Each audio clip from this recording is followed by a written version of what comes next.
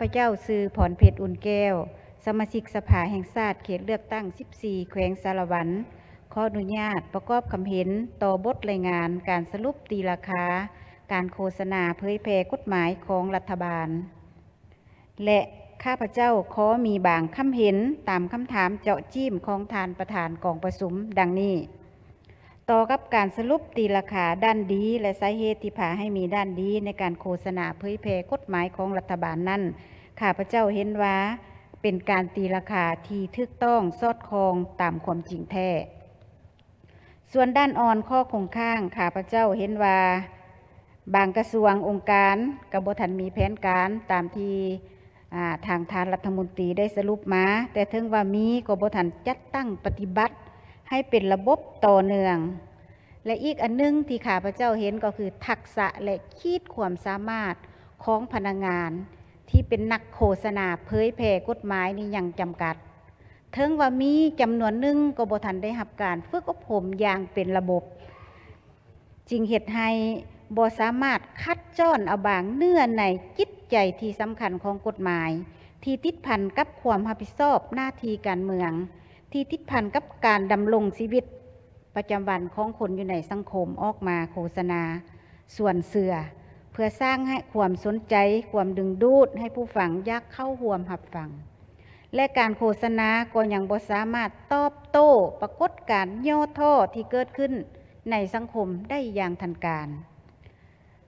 กลไกหรือว่าคอร์ดประสานงานระหว่างกระทรวงองค์การที่เป็นเจ้าของกฎหมาย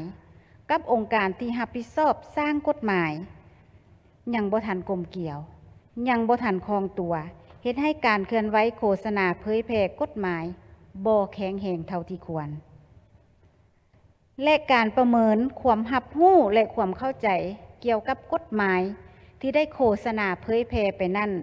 ก็ยังขาดลักษณะวิทยาศาสตร์เฮ็ดให้ผลการประเมินออกมาบ่ชัดเจนซึ่งส่งผลสะท้อนต่อการปรับปรุงกลไกรูปแบบและวิธีการโฆษณาเผยแพร่กฎหมาย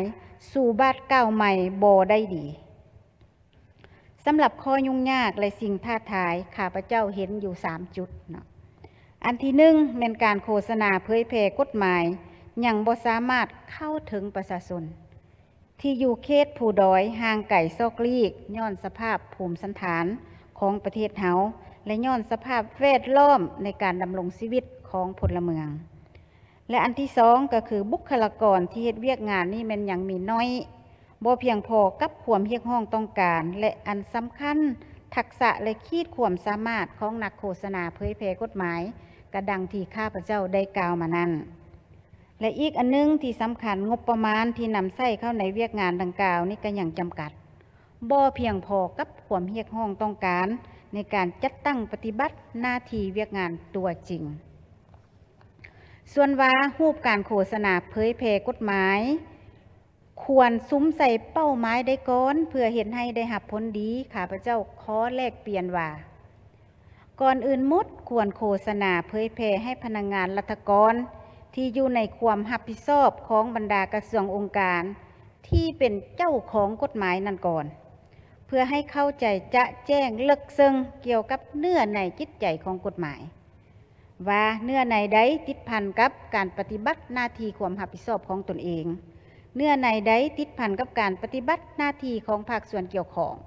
และเนื้อในใดติดพันกับการดำรงชีวิตของคนอยู่ในสังคมทั้งหมดนั้นอันที่1ก็แม่นเพื่อรับประกันการปฏิบัติหน้าที่ของตนให้ถูกต้องสอดคล้องตามกฎหมายอันที่2ก็แม่นเพื่อสามารถอธิบาย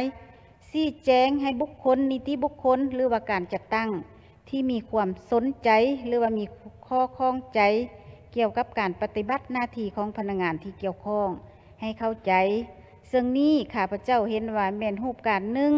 ที่เป็นการโฆษณาเผยแพร่กฎหมายไปในตัวฉะนั้นเพื่อเป็นการประกอบส่วนเฮ็ดให้การโฆษณาเผยแพร่กฎหมายได้รับผลดีนั้นข้าพเจ้าขอเสนอบางจุดดังนี้อันที่1นี่ก็แม่นเสนอรัฐบาลเพิ่มงบประมาณเข้าในการโฆษณาเผยแพร่กฎหมายนี้ให้เพียงพออันที่2ค ควรมีปึ้มคู่มือการโฆษณาเผยแพร่กฎหมายแต่ละกฎหมายเพื่อความเป็นเอกภาพในทางปฏิบัติและปึ้มนั้นก็ควรมีเนื้อในที่รัดกุมลึกซึ้งคัดย้อนเอาบางเนื้อในที่สำคัญที่ติดพันกับความรับผิดชอบของแต่ละภาคส่วนดังข้าพเจ้าได้กล่าวไปเพื่อเห็นให้ผู้รับฟังเข้าใจง่ายสามารถนำไปจัดตั้งปฏิบัติได้เพราะคือพวกเขาเห็นระยะพันมาปัญหาที่เกิดขึ้นอยู่ในสังคมนี้ส่วนหลายก็เป็นเกี่ยวพันกับกฎหมายว่าด้วยข้อผูกพันในสัญญา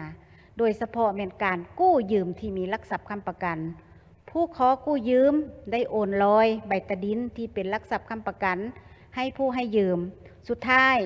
ผู้ให้ยืมเอาไปโอนเป็นกรรมสิทธิ์แล้วว่าขายค่าโตให้อันนี้เมื่อคนขั้วพิจารณาแล้วถือกฎหมายบ่ถือแต่บ่ถือความจริงเนาะย้อนความบ่เข้าใจและอันที่สองเว้าเรื่องการมอบทรัพย์ยกทรัพย์ที่ติดพันกับกฎหมายว่าด้วยมูลมรดกพ่อแม่มอบดินดอนตอนหญ้าให้ลูกหมดบ่จงไว้จักดีโอนกรรมสิทธิ์ให้พร้อมบัดลูกบ่เลี้ยงดูกลับไปเซ็นโอนเอาคืนสุดท้ายลูกฟ้องพ่อแม่ถูกดำเนินคดีอาญาในฐานปลอมแปลงลายเซ็นหรือว่าปลอมแปลงเอกสารนำใส่เอกสารปลอมอันนี้ก็แม่นย้อนความบ่เข้าใจของประชาชนต่อกับกฎหมายบางกฎหมายที่ติดพันกับการดำรงชีวิตของประชาชนเหล่านั้นฉะนั้นการประกอบความเห็นของข้าพเจ้าแม่นมีเพียงเท่านี้ขอขอบใจ